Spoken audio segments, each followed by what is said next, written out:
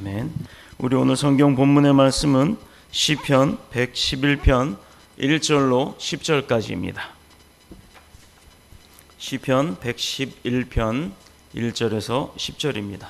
제가 가진 성경으로는 구약 성경 886쪽입니다.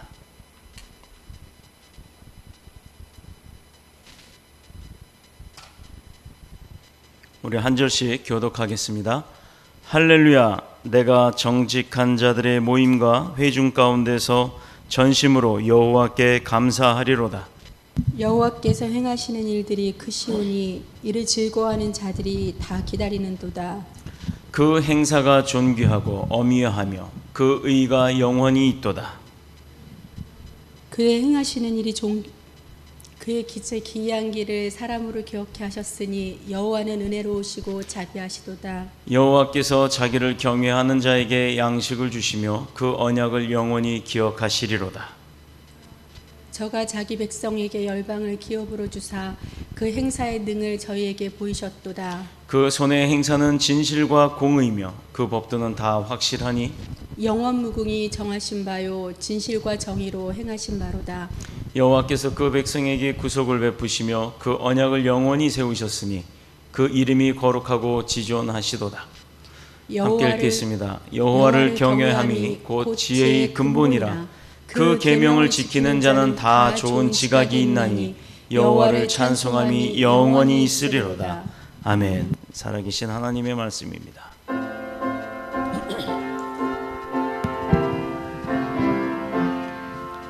주님, 우리의 마음을 여시어 말씀을 깨닫게 하옵소서. 아멘.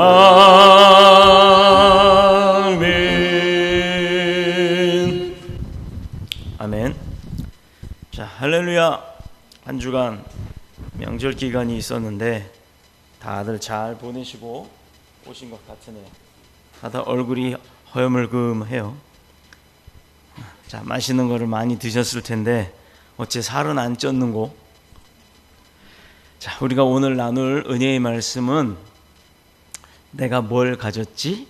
라는 말씀을 가지고 함께 은혜를 나누도록 하겠습니다. 우리가 하나님의 백성임에는 무엇을 보면 알 수가 있을까요? 우리가 하나님의 백성이다. 그것은 무엇을 보면 알 수 있을까요?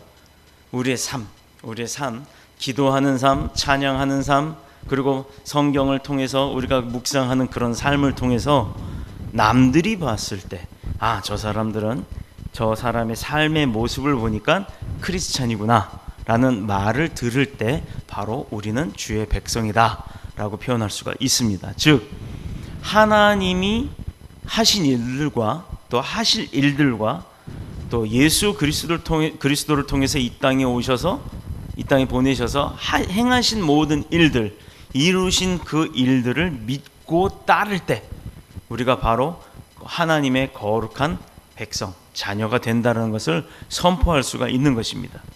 그렇다 그러면 하나님의 자녀, 선택되어진 백성, 선택되어진 이 민족이 무엇을 갖고 살 수 있는가?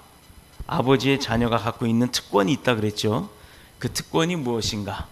그것에 대해서 오늘 좀 알아보고자 하는 것입니다. 그래서 내가 뭘 가졌지라는 이 제목은 이미 내가 하나님의 백성으로서 무엇을 갖고 사느냐를 확신을 하고 선포하는 제목입니다. 자, 사람과 짐승으로 이렇게 나눠질 수가 있는데요. 동물 중에는 사람과 짐승으로 나눠질 수 있는데 그 사람과 짐승의 차이점이 뭔가요? 되게 많겠죠. 여러 가지가 있을 겁니다. 짐승은 일단 네 발로 기어다녀요. 걸어다녀요. 그러나 사람은 두 발로 걸어다녀요.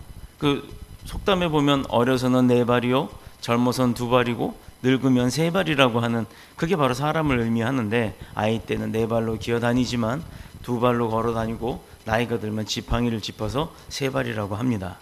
근데 짐승과 사람의 차이점에서는 이 걷는 것뿐만 아니라 짐승은 본능적으로 행동을 한다는 거예요. 먹고 싶으면 먹고 자고 싶으면 자고, 또 누군가 공격하고 싶으면 공격을 하고, 뭐 여러 가지 본능에 따르는 삶을 삽니다. 그러나 인간은요, 인간이 본능대로 살 수가 있을까요?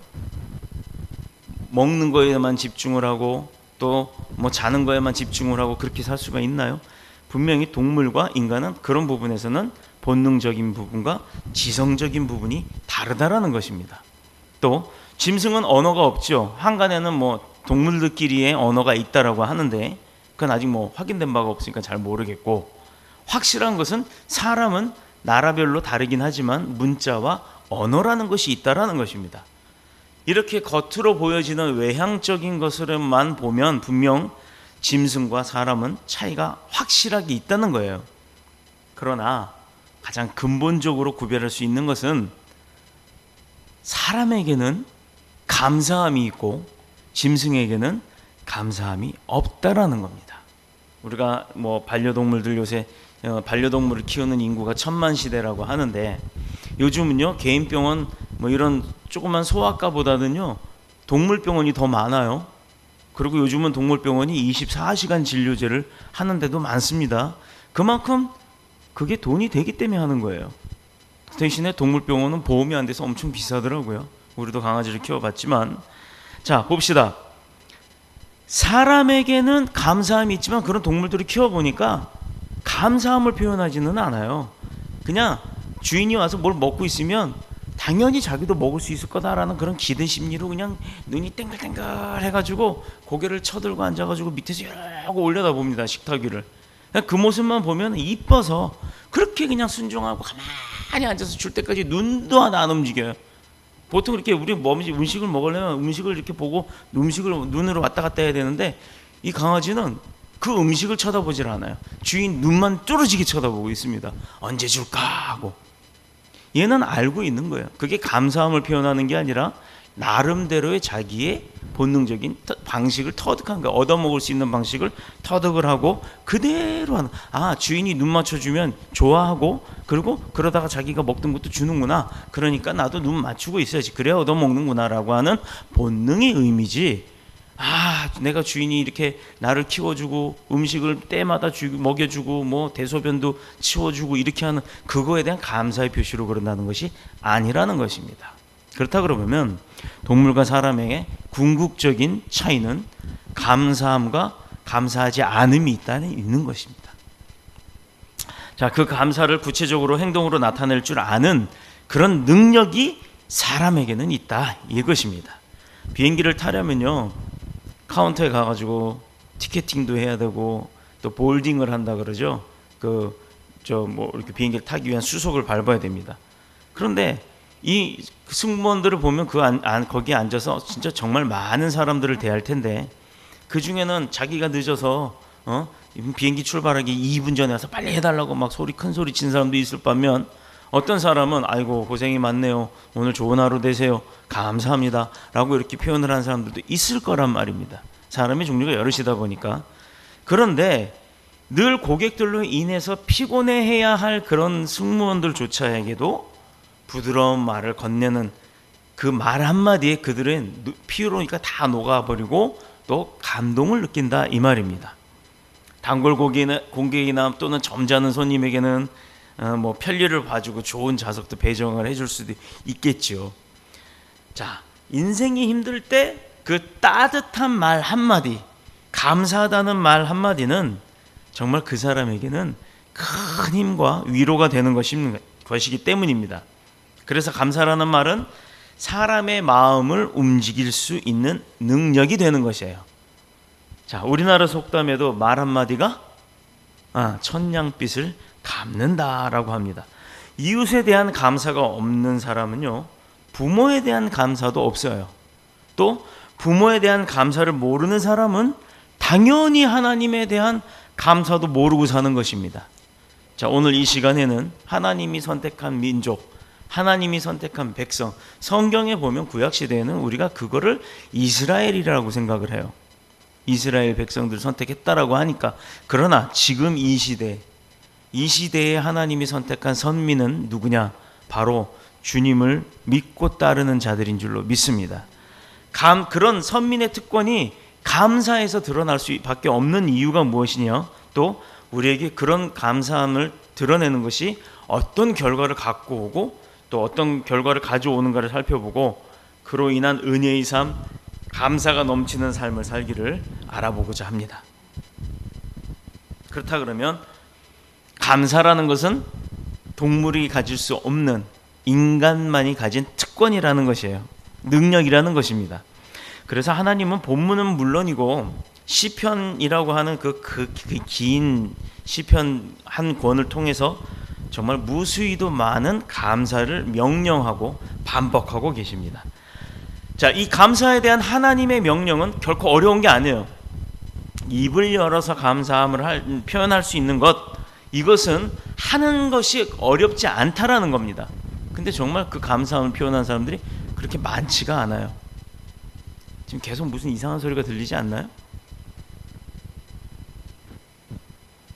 무슨 뭐 천둥 소리 같은 이런 소리. 이게 문제인 것 같아요. 자, 계속해서 전 세계를 우리가 여행을 다니고 우리 저 1번 마이크를 좀 무트시켜 줘 보세요. 네, 2번 마이크 하나만 갖고 갈게요. 우리가 전 세계를 세계 여행을 통해 한번 여행을 한다고 칩시다. 그럼 전 세계를 돌아다니면서 우리가 많이 들어볼 수 있는 말 중에 하나가 있다 그러면 바로 감사합니다라는 말일 거예요. 자, 비록 언어가 틀려도 지금 제가 몇 개 국어를 하나 봐요. 감사합니다. Thank you. 또 아리가또 고자이마스. 그 다음에 사월. 단케. 쉐세. 스파시바. 그 다음에 살라맛. 지금 8개 말을 했어요. 이 말이 8개 국어이긴 하지만 뜻은 모두 감사합니다라는 뜻이에요. 자, 나라별로 이 말이 가장 많이 사용되는 말일 것입니다. 자, 이 말은 누구나가 할 수 있다라는 얘기예요. 그러고 보면 이 지구촌에 많은 사람들이 살고 있는데 알게 모르게 그들은 하나님의 명령대로 감사함을 입으로 표현하고 산다는 거예요. 본인들이 힌두교를 믿고 이슬람을 믿고 또 뭐 캐톨릭을 믿고 뭘 믿든지 간에 그들은 알게 모르게 하나님의 명령대로 살아가고 있다라는 겁니다. 우리나라 사람들도요, 간혹 그런 경험이 있어요. 자신이 교회를 한 번도 안 나가보고 뭐 절을 다니는 사람이라 할지라도 본인이 정말 힘들다고 느껴졌을 때, 어려움을 겪었을 때는 아이고 하늘이여 나를 좀 도와주소서, 이런 말을 본인도 모르게 할 때가 있다라는 겁니다. 근데 왜 아이고 물이여, 아이고 뭐 땅이여, 아이고 천지신명이여 막 이런 사람도 가끔은 있지만, 근데 왜 꼭 하늘이란 말이 들어갈까요? 왜 위에 있는 분이라는 생각을 갖고 그렇게 생각을 할까요? 그것은요, 전능함을 의미하는 거예요. 근데 이 모든 만물 가운데 만물을 창조하신 분이 바로 전능하신 분인데, 그 전능하신 분이 누구라고요? 하나님 아버지 한 분이시란 말입니다. 이 세상 가운데는 수많은 믿음이 있고 수많은 종교가 있습니다. 그것은 사람들이 만들어낸 믿음이고 종교예요. 그 안엔 사람들이 만들어낸 신도 있어요. 그런데 하나님은 어떤 분이라고요? 사람이 만든 분이 아니고 사람이 변화된 사람도 아니에요. 하나님은 오로지 처음부터 있었어요. 원래부터 있었던 분이고, 그분이 이 세상의 모든 것을 만드신 거예요. 무엇으로? 말씀으로. 태초에 빛이 있으라. 이 태초라는 말이 뭐예요? 뭔가 만들어져 있기 그 이전부터 이미 계셨던 분이 빛이 있으라, 땅이 있으라, 어둠이 있으라 이렇게 만들어 놓으신 거란 얘기입니다. 근데 이런 분을 본따서 만들어낸 게 사람들이 이분은 믿기 싫고 다른 걸 좀 만들어 보고자 하는 교만함에서 나온 거예요. 자, 오늘 본문을 보면 하나님께 대하여 이렇게 여러 가지 말로 그 사람들은 본인들도 모르게 감사함을 표현하고 산다고 했는데, 그것이 어떻게 보면 하나님이 성경을 통하여서 명령하신 것인데도 불구하고 본인들은 알지도 못하고 그것을 하고 산다라는 겁니다. 그렇게 세계에 많은 사람들이 여러 나라 말로. 자, 어느 사람이 바깥에서 아무리 예의 바르게 감사함을 표현하고 한다 할지라도 그 사람이 정작 가정에 들어와서 자기 부모에게나 가족에게 감사할 줄 모른다면요, 그것은 문제가 많은 사람이라는 거예요. 자, 간혹 가까운 분들에게 감사함을 잊을 때가 있어요. 또 왜냐하면 부모님이나 목사님이나 선생님이나 또 나와 아주 가깝게 지내는 친구들이나 형제들이나 이런 사람들 가운데 그들이 자기 자신에게 해주는 그런 모든 행위들에 대하여는 감사함보다는 당연하다라는 생각을 할 때가 있는 거예요. 내가 학교에 갔으니까 선생님이니까 가르치고 월급 받는 거 아니야? 학원에 갔으니까 선생님이니까 당연히 내가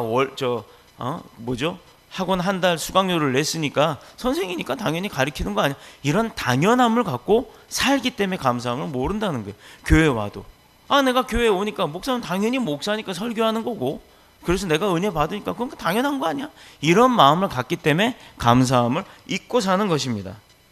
이것을 당연하다고 생각하면 안 되는 거예요. 자, 그러나 지혜 있는 자의 그런 지혜 있는 자의 감사는 선택 사항에 따라서 내가 하고 싶을 때 하고 하고 싶지 않을 때 안 하는 그런 선택 사항이 아니라 하나님의 성경을 통한 하나님의 명령을 통해서 우리에게 주신 순종의 사명이에요. 순종의 표현이에요. 그래서 감사함을 내가 하고 싶을 때 하는 게 아니라 하고 싶지 않을 때 안 하는 게 아니라 늘상 그것을 감사함을 찾고 내 그 감사함에 대한 표현을 하나님의 명령대로 순종하며 하는 겁니다. 이게 바로 선택받은 선민의 특권, 그런 자들에게 있는 감사함의 특권, 또 능력이라는 것입니다. 그 이유는요, 왜 그렇게 할 수 있느냐는 이유는 감사에 대한 우리의 표현 그 자체의 최종적인 대상이 누구냐? 옆에 형제도 아니요, 부모도 물론 해야겠지만 형제도 부모도 선생도 목사도 아닌 그 최종의 대상은 하나님께 감사를 표현하는 거기 때문이에요. 그렇기 때문에 선택되어진 백성, 선민의 특권으로서는 내가 뭘 가지고 살았냐? 내가 뭘 가졌지? 라고 했을 때 하나님으로부터 받은 그 감사함을 갖고 산다라는 겁니다. 우리가 믿음의 백성이요, 사랑도 많이 해야 되고 말씀도 전거해야 되고 복음도 전하면서 전도도 해야 되고 할 일 많습니다. 그러나 가장 잊지 말고 해야 하는 것은 하나님 앞에 드리는 이 감사함이에요. 그러한 특권을 하나님께서는 선택받은 우리 백성들, 우리들에게 주셨다라는 겁니다. 오늘 본문을 보면 우리 하나님을 향해 감사해야만 이유가 수도 없이 나오지만 그 중에 3가지만 오늘 한번 찾아보도록 하겠습니다. 첫 번째, 2절을 보면 여호와의 행사가 크시니라고 되어 있어요. 근데 이것은 애굽에서 이스라엘을 구원하신 하나님의 크신 그 구원의 역사하심을 그 역사하심에 대한 감사를 표현하는 겁니다. 이스라엘은 애굽에서의 구원을 자손 대대로 기념을 합니다. 그 기념을 하면서 늘 어떻게 했다고요? 하나님 앞에 감사의 예물도 드리고 감사의 축제도 드리고 감사의 제사도 드리고 또 뭘 했죠? 감사를 찬양을 했어요. 자, 우리야말로 예수 십자가로 말미암은 이 구원의 은총을 자녀들에게 가르쳐야 하며 감사할 줄 알아야 하고, 또 그 구원의 감사함으로 후손 대대들에게 그 증거 삼아야 되는 줄로 믿습니다. 그런데 부모들이 자녀를 전도하려고 안 해요. 부모가 자녀들에게 전도하는 좋은 방법, 부모의 삶이 예수 그리스도로 말미암아 정말 모범된 삶을 보일 때 그 자녀들이 그 부모를 닮아가길 원하는 거예요. 그랬을 때 그 부모에게서 보여진 예수 그리스도의 삶의 향기가 드러나고 비춰질 때 자녀들도 비로소 주님을 영접하고 배우고 싶어 하는 거라는 겁니다. 얼마나 부모가 못했으면 자녀들이 나한테 교회 가자는 말만 하면 때려 죽일 거야, 죽어버릴 거야, 이런 소리를 합니까? 이거 굉장히 심각한 거예요. 근데 그게 잘못된 거는 아닙니다. 그 부모들도 하나님 모르고 살 때가 있었으니까 그렇게 비춰질 수도 있어요. 그러나 중요한 것은 하나님을 믿고 알고 배우고 살면서도 그러면 안 된다는 거예요. 그게 바뀌어야 된다는 겁니다. 그래서 그런 부모의 모습이 예전에는, 과거에는 정말 어떤 모습이었더라 할지라도 새 사람이 되어서 내면 속에 깊은 속사람이 변화되어져서 정말 자녀들에게 본이 되어는 예수 그리스도의 삶이 비춰지는 삶이 된 때 그 자녀들도 축복의 반열에 들어올 줄로 믿습니다. 저는. 그렇기 때문에 우리가 삶이 과거가 중요한 게 아니에요. 현실이 중요한 겁니다. 지금 이 순간 내가 어떻게 사느냐가 가장 중요한 것입니다.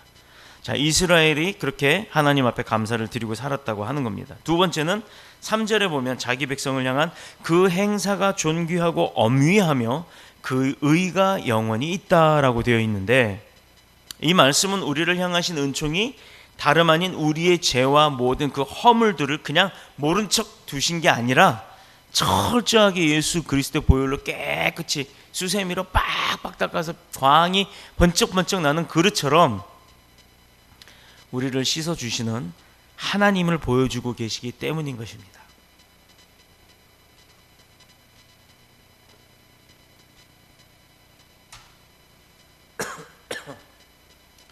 또 세 번째로는 4절을 보면 여호와는 은혜로우시고 자비하시도다라고 되어 있어요.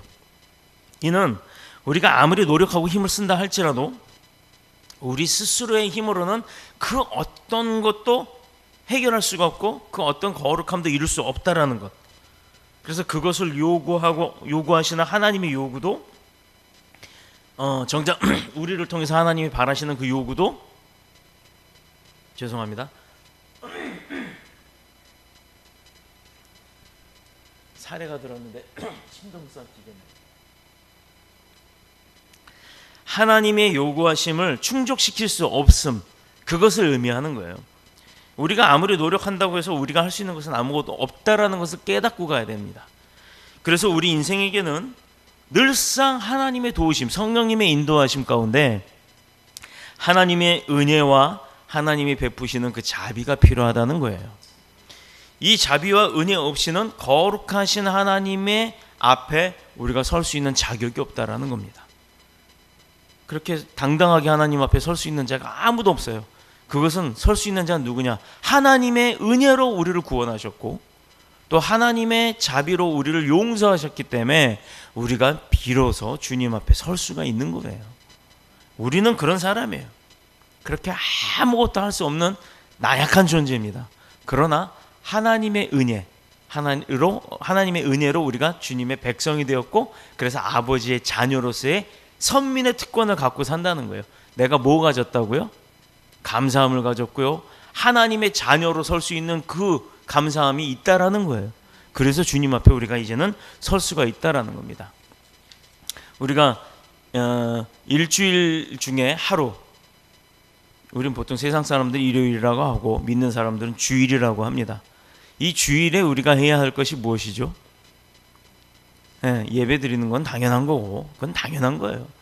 옵션이 아닙니다. 놀러 가는 거 다 하고, 뭐 친구 만날 거 다 하고, 먹으러 갈 거 다 먹고, 그러고 나서 남는 날, 할 거 없는 날 예배나 드릴까? 이게 아니라 예배는 기본이고 그걸 다 하고 난 다음에 남는 시간을 가지고 자기가 할애를 하는 거예요.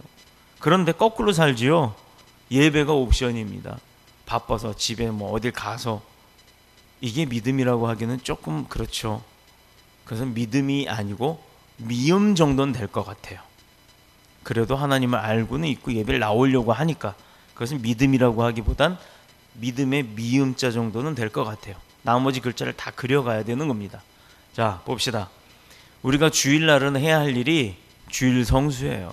사실은 교회 안에서 또 가정에서도 하나님과 함께하는 시간, 그래서 온종일 주일은 하나님과 기쁨을 나누고 하나님과 교제와 대화와 기도와 찬양을 나누는 그런 시간이 주일 성수라고 합니다. 우리는. 그런데 주일 성수를 못 지키는 사람들이 있어요. 그들한테 물어보면 왜 못 지켰습니까? 라고 물어보면 대부분 하는 말이 손님이 갑자기 찾아와서 어쩔 수가 없었어요. 아주 중요한 손님인데 어른이 찾아오셔서 또 급히하지 않으면 안 될 일이 있어서 어쩔 수 없이, 뭐 또는 너무 힘들고 피곤해서 몸이 정말 아파서 라든가 이런 여러 가지 변명들을 합니다. 이것은 이유가 될 수가 없어요. 몸이 아프지 않는 것도 감사요. 바쁘게 만드시되 하나님의 은혜 가운데 그 일들이 다 해결되는 것도 감사요. 손님이 찾아오는 것도 주의를 피해서 오는 것도 하나님의 은혜인 것입니다. 그런데 그것을 다 이유를 삼는다는 것은 결국은 변명에 불과하지 않다라는 것입니다. 그러나 이것은 그 사람의 자신의 생각일 뿐이에요.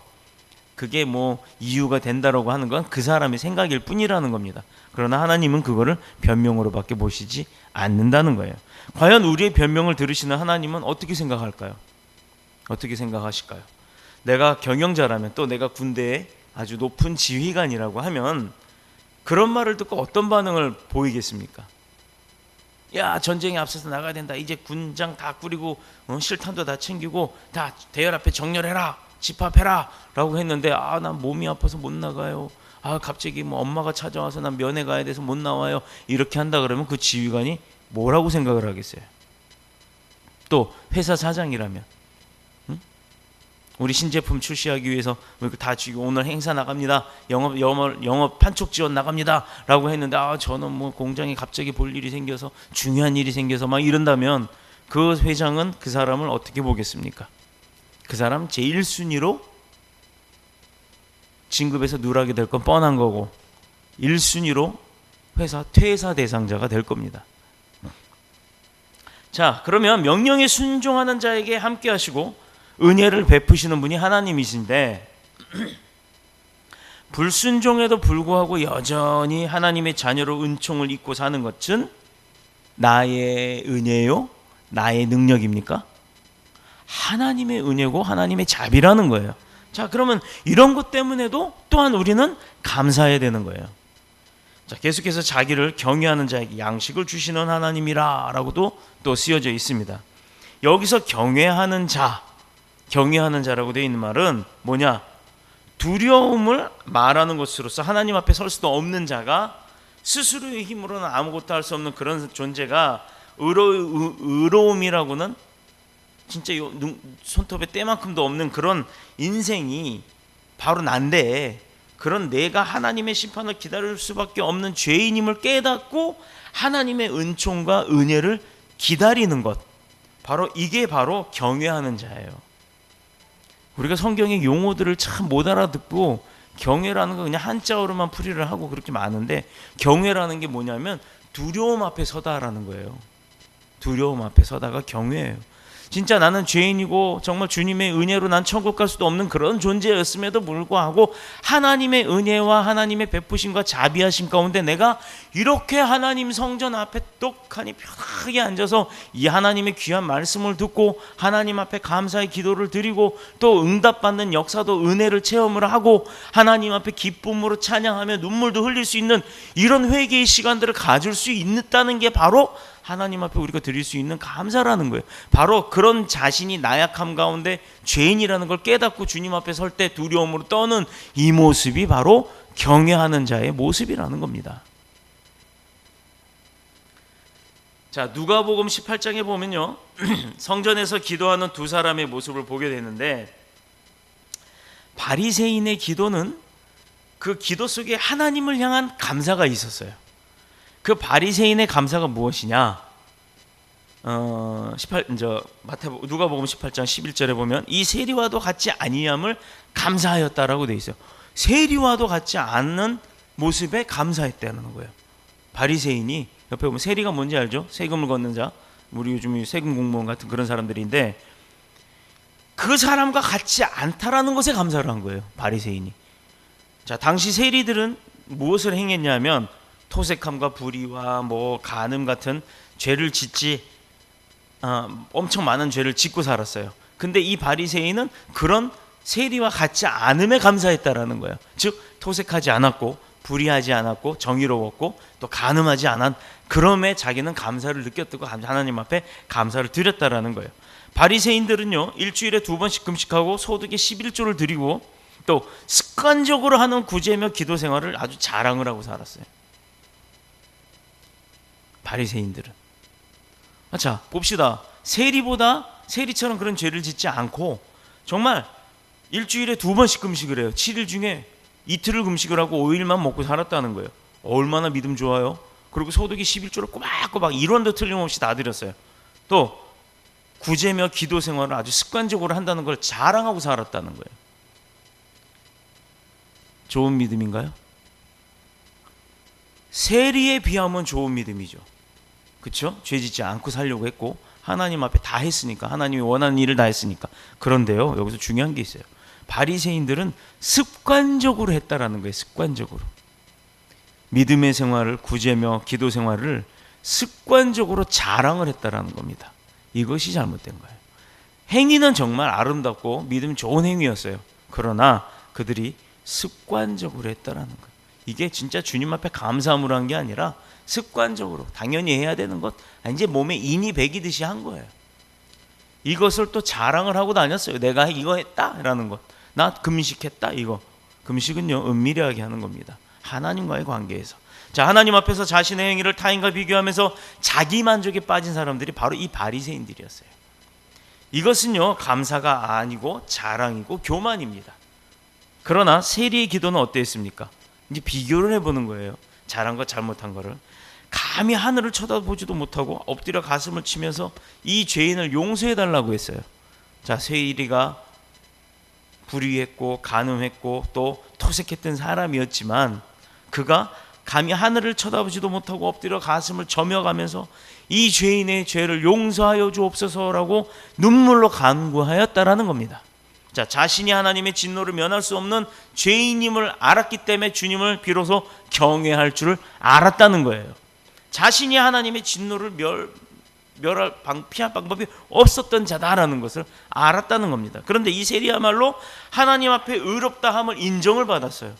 아니, 세상의 바리새인들이 봤을 때 나는 진짜 주님이 하라는 대로 다 했는데 그러고 살고 죄도 안 짓고 사는 사람인데 저 죄 많았던 세리가 어떻게 하나님 의로운 사람입니까? 라고 이제 인정을 받은 거에 불만을 갖게 된 겁니다. 세리야말로 진짜 하나님 앞에 하나님이 인정한 자가 됐어요. 그래서 그는 집으로 돌아갔습니다.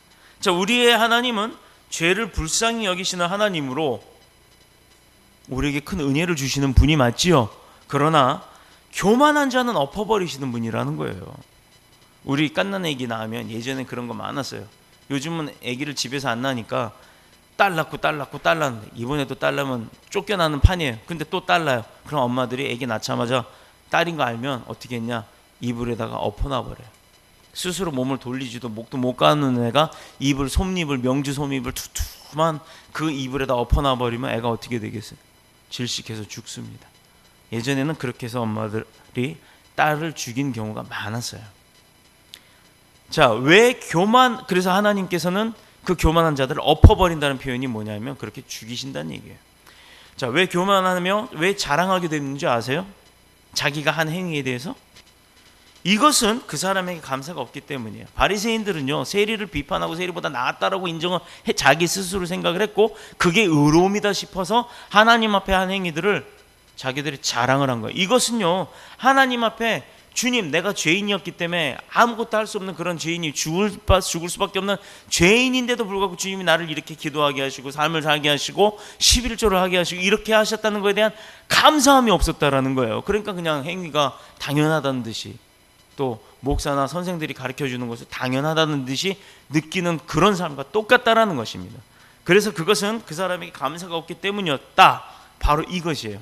임마누엘 칸트라고 하는 사람이 있었는데 감사가 없는 이기주의 인간의 유형을 그는 세 가지로 분석을 했어요. 첫 번째, 이건 그냥 뭐 중요한 거 아니까 들어만 보세요. 첫 번째는 논리적인 이기주의.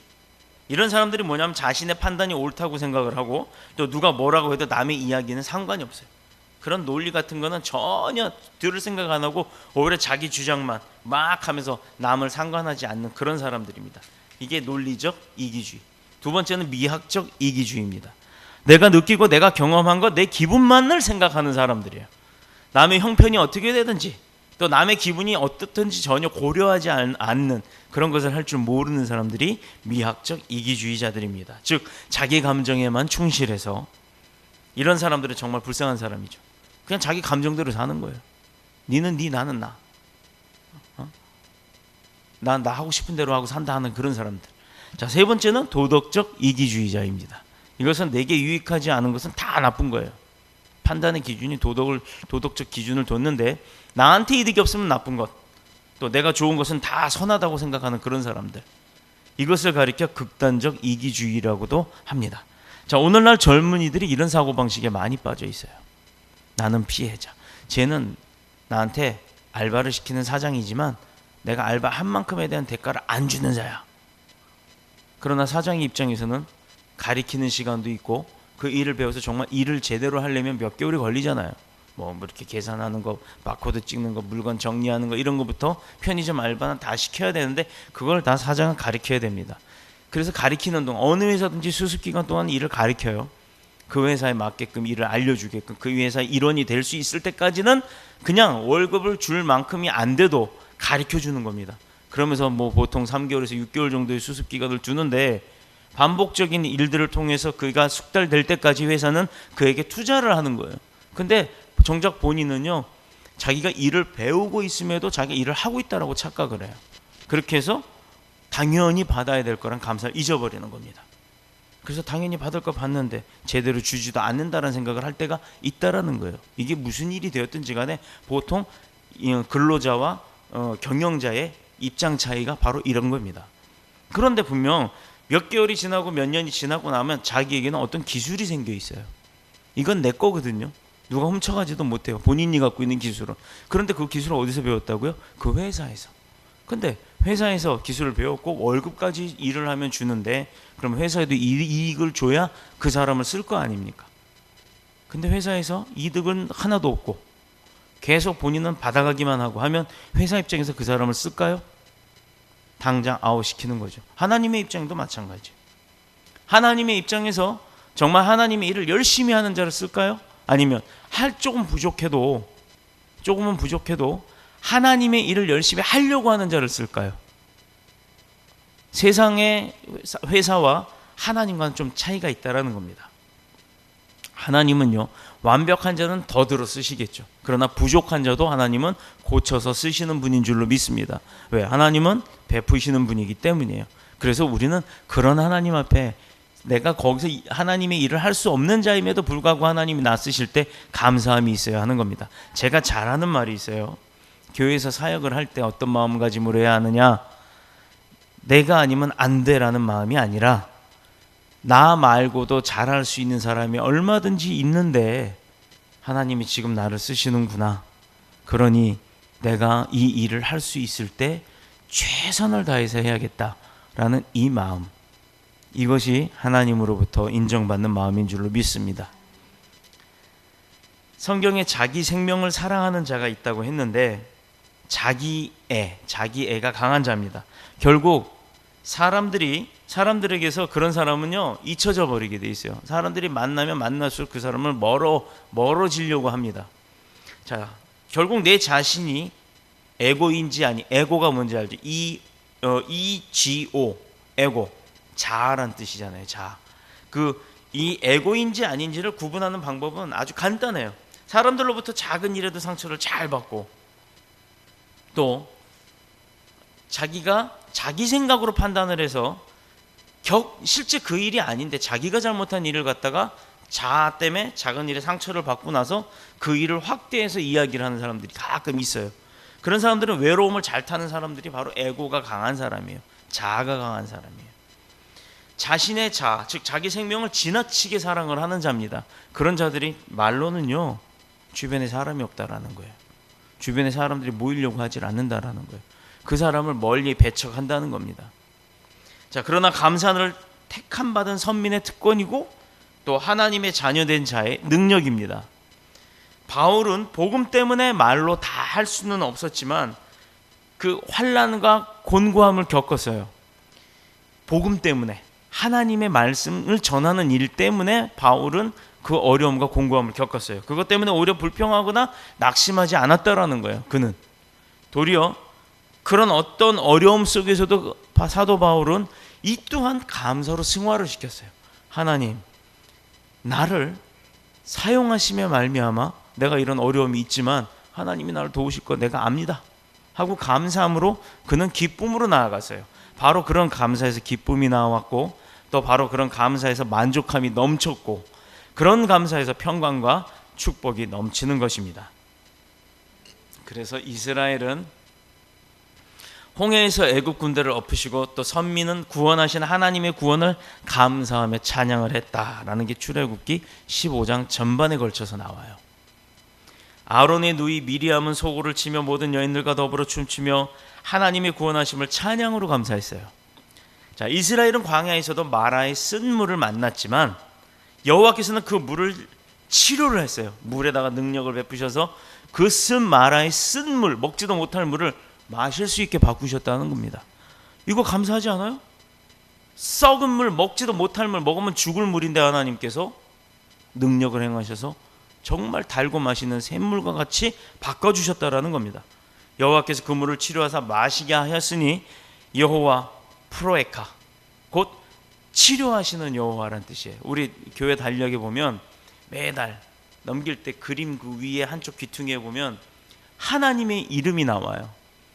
이스라엘 백성들이 하나님을 불렀던 그 성경에 나오는 하나님의 명칭이 나와요. 그 명칭에 여호와 삼마, 여호와 라파엘, 여호와 라파, 또 뭐가 있죠? 니시, 샬롬, 여러 가지 이야기들이 나옵니다. 말들이 나옵니다. 한번 쭉 넘겨보세요. 대체 무슨 뜻이 있는지. 그달에 맞는 정확한, 하나님이 우리 교회에 역사하고 계셨던 정확한 하나님의 능력의 이름들이 그달 거기에 쓰여 있더라고요. 제가 아주 은혜를 받았어요. 자, 여호와 프로에카, 곧 치료하시는 여호와가 바로 출애굽기 15장 26절에 나왔고, 이렇게 찬양했습니다. 아브라함은요 또 여호와 이레를 찬양하면서 감사했어요. 여호와 이레, 준비하시는 하나님, 내 삶의 모든 것을 준비하시는 하나님을 경험했기 때문에 창세기 22장 14절에 또 그렇게 아브라함은 찬양을 했습니다. 또 미디안 대군의 침공으로 인해서 두려움과 공포에 빠졌던 이스라엘 군대에게 확신을 주시고 건져주셨던 여호와 하나님을 향하여서 여호와 샬롬이라고 사사기서 6장 24절에 또 찬양을 했어요. 저들 가운데 평강을 주신 하나님 앞에 제단을 쌓고 그 감사함을 드렸다는 겁니다. 그뿐만 아니라 이스라엘의 아멜렉과 전투에서의 이스라엘은 모세와 그 백성들에게 승리를 주셨던 하나님을 뭐라고 찬양을 했어요? 여호와 니시. 네, 출애굽기 17장 15절에 또 그렇게 찬양을 했고, 또 목자 되신 하나님은 여호와 로이, 시편 23편 1절에 그렇게 찬양을 했어요. 자, 우리가 걸어온 수많았던 그 인생들, 우리 뭐 가람이 지금 20년 넘는 인생, 우리 사모님 여기서 나이 얘기할까 말까, 여기서 뭐 50년 넘는 인생, 이 인생들을 우리가 되돌아보면요, 결국은 내가 걸어온 길이지만 늘 주님이 동행을 하셨단 말이에요. 근데 발자국을 보면 발자국은 한 사람분밖에 없어요. 아니, 나와 주님이 함께 걸어왔는데 발자국을 봤더니 내 발자국밖에 없는 거야. 한 사람 발자국밖에. 그럼 주님이 전설의 고향에 나오는 이러고 가시는 그런 주님이에요? 그게 아니고 주님이 나를 업고 오셨기 때문에 내 발자국은 없고 주님의 그 고난의 발자국, 십자가의 발자국만이 남아있다라는 것입니다. 그러면요, 결국은 우리가 걸어온 인생길을 뒤돌아보면 넘치는 하나님의 도우심과 축복하심이 늘상 있었다라는 거예요. 우리가 그걸 깨닫지 못하고 살았다는 거예요. 이게 오늘 중요한 포인트입니다. 우리가 믿음의 공동체와 더불어 걸어온 많은 세월들을 뒤돌아보면 위기 때마다 새 길을 열어주셨고, 더 밝고 더 높은 곳을 향해서 나아가게 하시는 하나님의 도우심이 있었다라는 거예요. 그런 깊은 은혜가 있었음을 우리는 알 수 있는 겁니다. 그러니 감사할 수밖에 없죠. 이게 바로 하나님의 백성, 하나님의 업고 걸어오셨던 그 감사함이 우리에게 있다라는 거예요. 동물에게는 없어요. 믿지 않는 자에게도 없어요. 주님을 저주하는 자에게도 없습니다.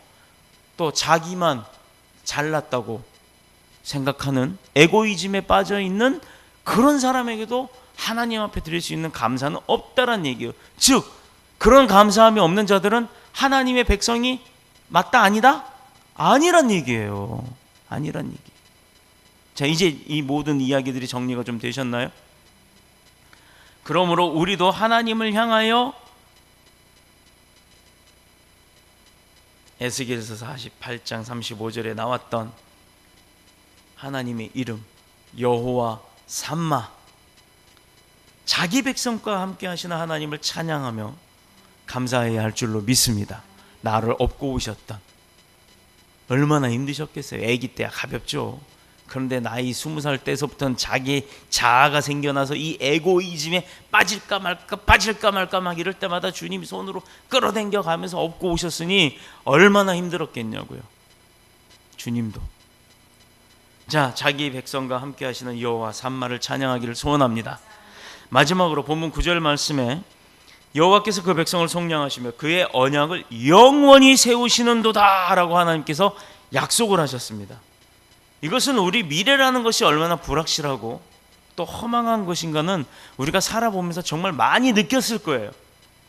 경험이 많고 나이가 들면 들수록 허망하다는 것을 알 거예요. 얼마 전에 TV에 응답하라 1988이라고 하는 드라마가 있었는데 젊은 세대들은 모르지만 이제 작년에 들어가시는 분들은 그 세대를 겪었어요. 어린 시절이었기 때문에. 그런데 그 드라마를 보면서 깔깔대고 웃고 또 그 드라마 영상을 보면 야, 참 어떻게 저런 걸 다 찾아냈지?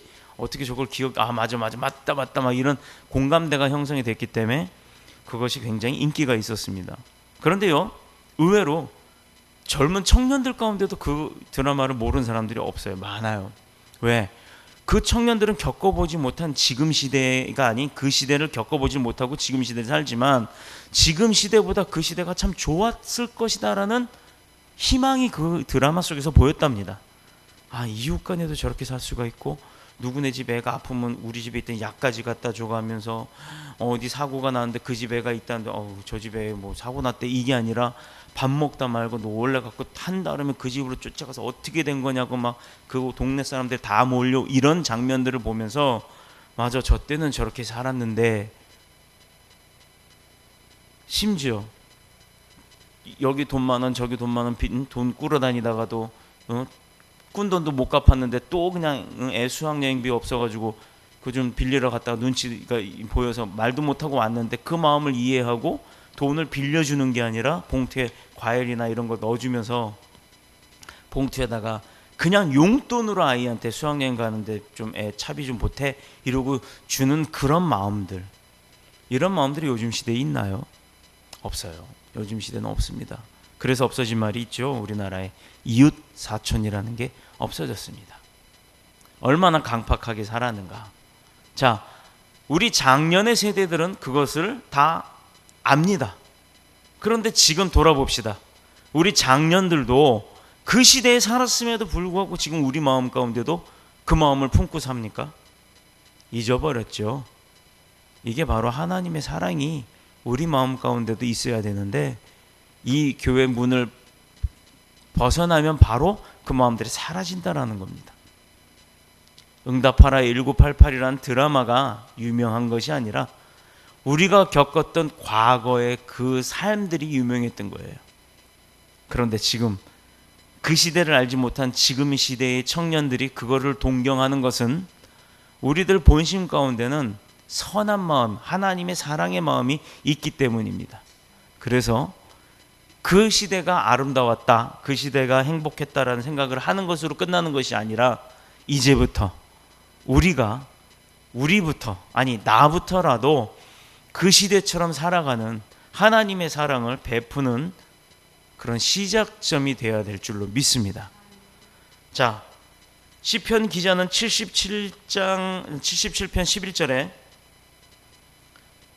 곧 여호와의 옛적 기사를 기억하며 그 행하신 일을 진술하리이다라고 하였는데 이 진술, 이 고백은 우리를 향하신 하나님의 행하심에 대한 감사인 거예요. 자, 아까 말했듯이 여호와께서 그 백성을 속량하고 그의 언약을 영원히 세우시는 하나님이라 하셨는데 이 미래에 대한 허망함이 있다라고 했잖아요. 근데 우리에겐 그런 영원한 미래가 보장이 되었다라는 거예요. 하나님의 긍휼하심과 인자하심을 통해서 영원한 우리의 미래가 보장이 되심을 바로 하나님께서 말씀하고 계시는 거예요. 그 백성을 속량하시며 그의 언약을 영원히 세우신다. 하나님께서 우리에게 하셨던 그 약속의 언약을 영원토록 세우시겠다, 잊지 않겠다 하시는 겁니다. 이것이 얼마나 기쁜 거예요. 우리를 행하신 그 언약을 영원히 기억하신다. 이거 정말 감사하죠. 내가 너를 위해서 한 약속을 절대 잊어먹지 않고 영원토록 기억할게. 이 얘기는 우리도 영원히 살 것이고 그 영원히 이어지는 약속을 행하시겠다는 거 아닙니까? 그러니 우리가 얼마나 큰 축복을 받았어요. 은혜를 받았어요. 감사해야죠. 그렇기 때문에 여호와는 곧 옛적 기사를 기억하며 그 행하신 일에 진술하리이다라는 이 시편 기자의 77편 11절의 말씀은 우리를 향하신 하나님의 행하심에 대한 감사인 거예요. 그런 행하심, 영원히 또 그 약속을 세우겠다라고 하시는 그 행하심에 대한 감사함. 이 감사의 고백을 모든 사람들에게 알리고 선포하고 나타내고 증거하는 것이 바로 감사의 제사요 향기나는 제물인 것입니다. 이 가을에도 모든 만물들이 1년 동안 돌봐주신 주님의 은혜에 풍성한 열매를 내어내기 시작해요. 1년 동안 농부가 물도 주고 비료도 주고 뭐도 주고 나무도 이렇게 벌레도 잡아주고 가지도 쳐주고 이렇게 함으로 인해서 배도 튼실하게 열리고 사과도 튼실하게 열리고 하지요. 그런데 아까 우리 사모님이 기도하셨던 것처럼 사람의 욕심으로 인해서 주님이 창조하셨던 이 세상을 얼마나 망쳐놨는지 폭염이 지속을 했어요. 기후변화가 생겼어요. 그래서 그 풍성한 열매가 아니 세상에 태양열이 얼마나 강하면 사과가 탑니까? 수분이 증발해서 쪼글쪼글해지고 어느 한 부분 일사광선 맞죠? 직사광선을 직접적으로 받는 한 부분이 썩어버렸대요. 타서 괴사가 되었답니다. 요즘 그런 사과가 흠과라고 해서 되게 싸게 나오더라고요. 이 가을에 과일 선물하는 사람들이 없어요. 왠지 아십니까? 경기는 어렵다라고 하는데 과일값이 너무 많이 올라갔기 때문에 그래요. 봅시다. 하물며 그런 세상의 만물도 1년 동안 키워준 농부에 대한 보답으로 과일 열매를 맺어줘요. 쌀도 생기고 쌀도 나달이 여물고 이렇게 됩니다. 그런데 하물며 세상의 만물도 그런데 만물의 영장이라고 하는 주님이 창조한 우리가 사람이 또 하나님의 택함을 받은 선민인 우리가 그런 하나님께 감사가 없다라는 것, 이게 말이 되겠습니까? 세상에 태어나서 최고의 영광과 권력을 누렸던 왕들의 수명을 연구한 사람들이 있는데 로마 황제의 경우는 수명이 35살이었대요. 35살이면 대체 이제 막 장가갈 나이? 그때쯤 되면 죽었어요. 자, 중국의 천자라고 불렸던 황제들 역시 수명이 39.2세입니다. 불로초를 먹었다고 하는 진시 황제도 39살에 죽었어요. 조선시대의 한국 왕들도 평균 나이가 43.3세였어요. 자, 온갖 부귀영화를 다 누리고 먹을 것 좋은 거 다 먹고 그랬음에도 불구하고 일찍 죽을 수밖에 없었던 그 사람들의 원인이 뭐냐면 정신적 고통과 스트레스였다고 합니다. 이 스트레스를 이기는 비결이 바로 하나님을 향한 감사라는 거예요. 하나님 앞에 감사가 넘치면요 스트레스 안 쌓입니다. 바로 하나님을 향한 그 감사함을 통해서 이런 스트레스가 없어진다면 우리의 삶은 행복해지죠. 더 오래 살 수가 있다라는 거예요. 자, 질병과 어려운 환경을 이기는 것도 감사인 줄로 믿습니다. 또 감사는 하나님의 자녀들의 특권이요 능력이며 삶을 풍성하게 만들어주는 비결인 줄로 믿습니다. 또 이 가을에 하나님을 향한 감사와 더불어 사람들을 향한 감사가 풍성해서 하나님께는 물론 주변의 사람들에게도 큰 기쁨이 되고 하나님께는 영광이 되는 삶을 사는 저와 여러분이 되시기를 그리스도이신 예수님의 이름으로 축복합니다. 축원합니다. 기도드리겠습니다. 주의 집에 영광이 가득해